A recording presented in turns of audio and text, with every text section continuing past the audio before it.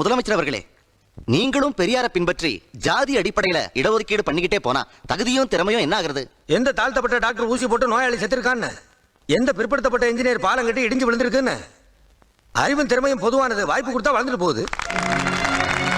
ஐயா, நாங்களா நீங்க கண்டெடுத்து வழி நடத்தப்பட்ட பிள்ளைங்கயா. இன்னைக்கு தமிழகத்தோட ஆட்சி பொறுப்பை ஏற்க போறோம். எங்களை வாழ்த்தணும், வழி நடத்தணும்.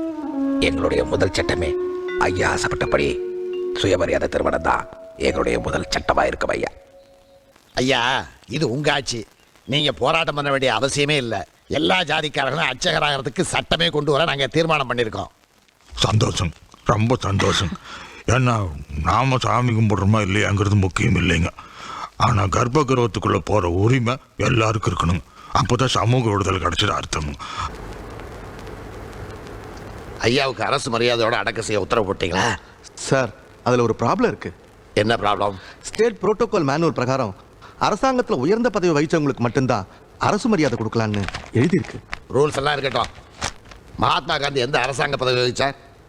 அவருக்கு அரசாங்க மரியாதை கொடுக்கலையா? ஏன்னா அவர் தேச தந்தை. அதுபோல தான் பெரியார் தமிழ்நாட்டுக்கு தந்தை. நாம அரசு மரியாதை கொடுப்போம். சார், தவறா எடுத்துக்க கூடாது. ரூல்ஸ் படி இல்லைன்னா சென்ட்ரல் கவர்மெண்ட் நம்ம மேல நடவடிக்கை எடுக்கிறதுக்கும் வாய்ப்பு இருக்கு. என்ன நடவடிக்கை எடுக்க முடியும்? நம்ம கவர்மெண்ட்டை டிஸ்மிஸ் பண்ணுவாங்க, அவ்வளவுதானே. ஐயாவுக்கு அரசு மரியாதை கொடுத்ததுக்காக கருணாநிதி அரசை டிஸ்மிஸ் பண்ணா அதை விட பெருமை எனக்கு வேற எதுவும் கிடையாது. மிஸ்டர் சபாநாயகம், ஆக வேண்டியதை பாருங்க.